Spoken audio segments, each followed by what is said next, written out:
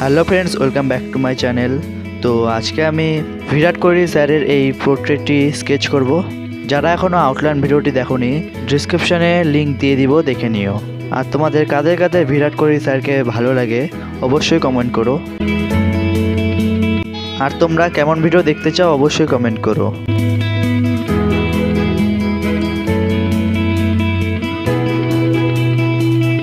এই স্কেচটি করতে আমি 2H, 2B, 4B আর 6B পেন্সিল ইউজ করেছি। আর ব্লেন্ড করার জন্য ব্লেন্ডিং স্ট্যাম্প আর ব্রাশ ইউজ করেছি। আর ডিটেলিং দেওয়ার জন্য আমি টোমোমোনো ইরেজার ইউজ করেছি।